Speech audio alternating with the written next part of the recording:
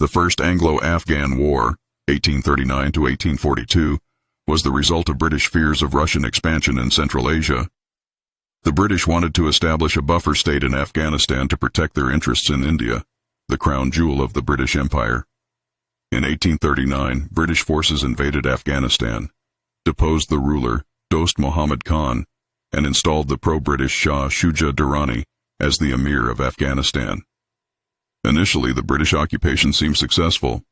However, the situation in Afghanistan was volatile.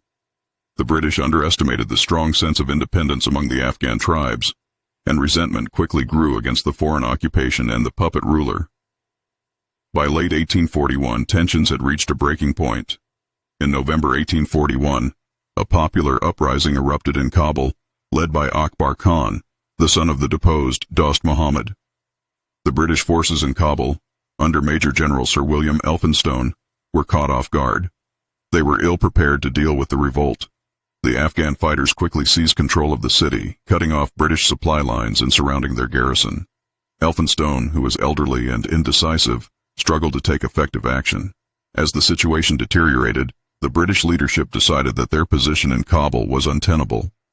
They entered into negotiations with Akbar Khan, who promised them safe passage to Jalalabad, a British-held city approximately 90 miles to the east.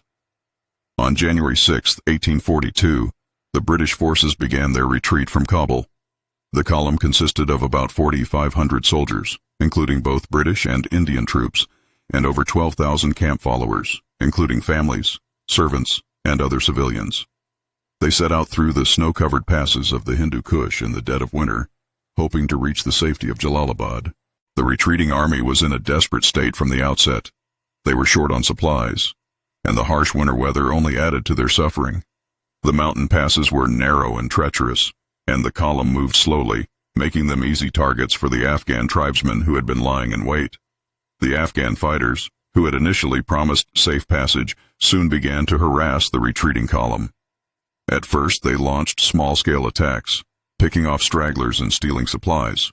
But as the British column became increasingly vulnerable, the attacks escalated into full-scale ambushes. The retreat turned into a nightmare. The narrow mountain passes, such as the Kurd Kabul Pass, became scenes of chaos and slaughter. The British soldiers, weighed down by their equipment and hampered by the freezing conditions, were no match for the agile Afghan fighters who knew the terrain intimately. Many soldiers and camp followers froze to death or were killed in the ambushes. Horses and mules carrying supplies were lost, leaving the survivors with even less food and water. As the days passed, the column was whittled down to a fraction of its original size. Discipline broke down, and the retreat became a rout. Many of the survivors were taken prisoner by the Afghans, while others were slaughtered where they stood. Women and children in the column were also targeted, and the horror of the retreat became etched in the memories of those who lived to tell the tale. By January 12th, the remnants of the British force, numbering only a few hundred soldiers, reached the village of Gandamak, about 35 miles from Jalalabad. Here they made a final stand against the pursuing Afghan forces. Surrounded and outnumbered, the British soldiers fought bravely but were ultimately overwhelmed. Most of them were killed, and only a handful were taken prisoner. It was during this final desperate fight that Dr. William Brydan, an assistant surgeon with the East India Company's army, made his escape. Severely wounded, Brydan managed to break away from the fighting and set off alone toward Jalalabad. Dr. Brydan's journey to Jalalabad was a harrowing one. Despite suffering from a severe head wound caused by a sword blow that had nearly killed him, he managed to ride through the snow-covered mountains. His survival was partly due to a copy of Blackwood's magazine that he had stuffed into his hat, which absorbed some of the force of the blow that could have otherwise been fatal.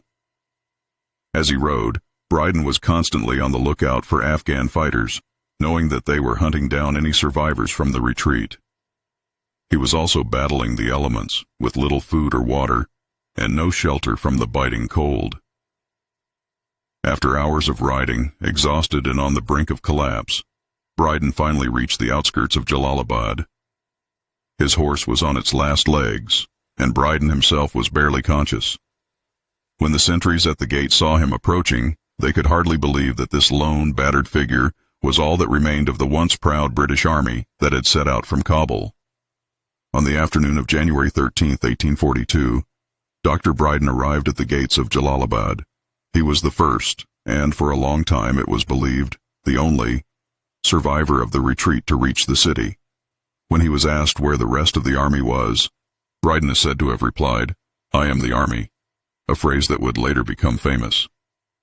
Brydan was immediately taken into the care of the garrison at Jalalabad, where his wounds were treated. The news of the disaster in Kabul and the retreat spread quickly, shocking the British public and military leadership. Although Brydan was initially thought to be the sole survivor, a few others did eventually make it to safety, and some prisoners were later released. Nevertheless, the retreat from Kabul remained one of the most humiliating defeats in British military history. Dr. William Brydan returned to Britain, where he lived out the rest of his life, remembered for his remarkable survival against all odds. He continued to serve as a surgeon in the British Army, and his story became a powerful symbol of endurance and resilience in the face of overwhelming adversity.